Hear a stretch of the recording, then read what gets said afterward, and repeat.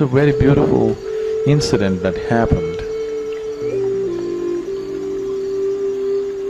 There's a guy who wrote about it later. They were in the concentration camp in Germany at that time, World War II. And every day they come and call numbers. Those numbers are going to the gas chamber.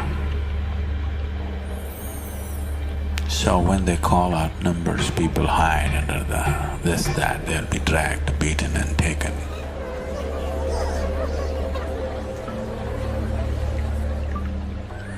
It's a horrible thing. So you don't know, tomorrow your numbers may be called. Every day they live in terror. Tomorrow it could be my number. Because they have a certain capacity for the gas chamber.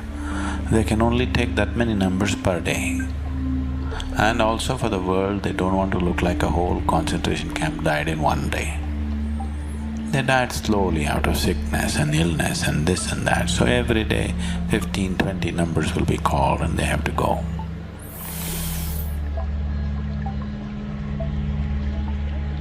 So one day,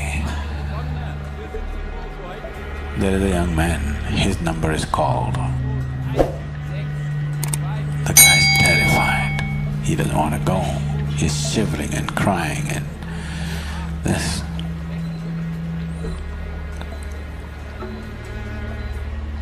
A rabbi came up to him and said, "Son, don't fear this like this." And he took off his shirt, gave it to him, "You wear my shirt with my number, I'll wear yours." In that fear and that overwhelmed with the possibility of death, he took out his shirt and gave it to him. The rabbi wore the shirt and went to the gas chambers.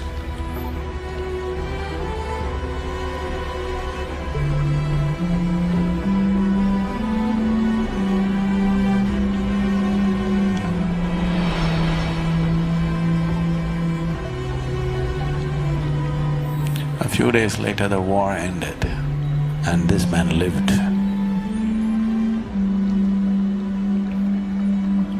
And somebody actually wore your shirt and went. He could have lived. And this fellow, his whole life was transformed because of this, that this rabbi actually walked to death, knowing fully well where he's going, no chance. When a man is like this, for him attaining is no problem. He doesn't have to go and die in the gas chamber, but just being like this, that I'm willing to keep myself aside and do what's needed right now, just very casually, no big fanfare about it. Now for this man, knowing the ultimate is not far away, it is very simple.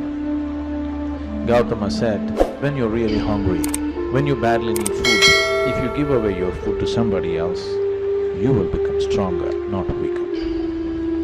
No logical human being would accept such nonsense, but it's 100% truth. If you know how to give away that which matters most to you at a certain moment, it leaves you enormously capable, enormously strong, not weak. To have that strength to give away what matters to you is not a small strength, it's a tremendous strength, isn't it? To give away things which don't matter to you, that means nothing. To give away that which matters most to you is everything, isn't it? Right now, what matters most to you is yourself, of course, isn't it? You say, no, my child, my husband, my wife, it's not true. What matters most to you is yourself, isn't it? If you can give yourself up, if you can just throw yourself into something, not because it is going to buy you a ticket to heaven, not because you will realize mukti out of it, not because of anything, simply to give away. Ramana said, Atmagnanam ati sulabham. Knowing the ultimate self-knowledge is the easiest thing. It is, if you know how to keep yourself aside.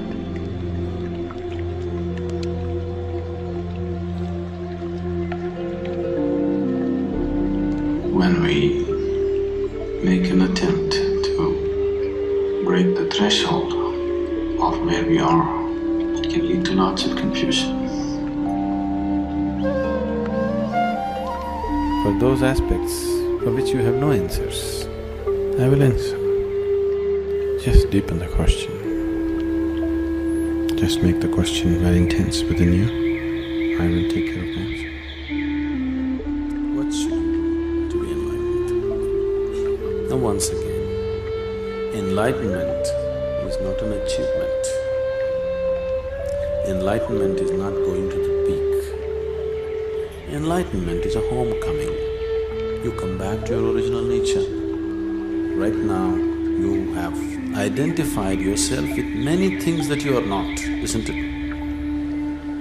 Now, we were looking at this yesterday.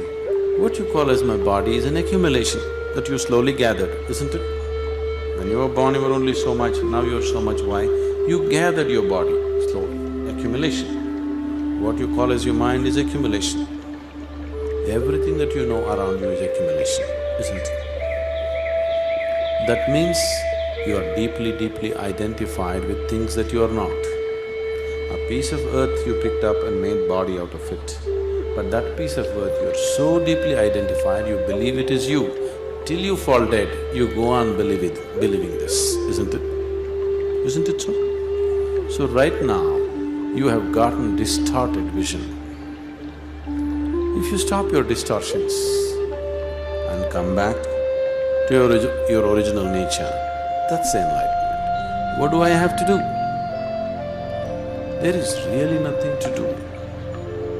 If you don't do anything, it will happen. But right now you have gotten into a mental state that there is no way you can do nothing. All the time you are out doing something. You think if you don't do anything, something will happen.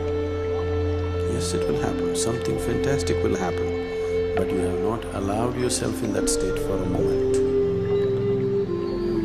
So, to bring you to that state where you can do nothing, we will have to make you do many things.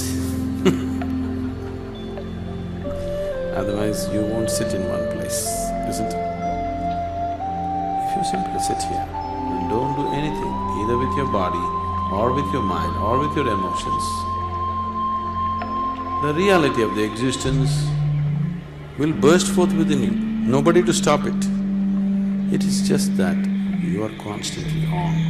You have become such a slave of your mind. Endlessly it's going on, you can't stop it, you can't hold it, you can't do anything about it. Because once you get into the trap of the mind, it just goes on endlessly. It has its own momentum, you don't have to do anything about it. One day if you rev it up and leave it, it can go on for many years, picking up more and more momentum. It doesn't need your assistance anymore, isn't it so? Do you see this happening?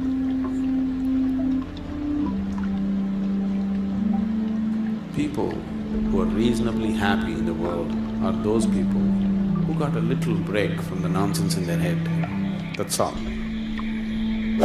They are not all the time like that. Some moments, they are not so messed up. So they're okay. If you don't mess yourself up, if you simply be here, you are enlightened. But you can't keep your hands off it all the time, it's on it. So slowly with yoga, all these postures, we'll tie your hands up in such a way that you can't mess with it, because you're in a posture. Somehow, we'll do it to you somehow.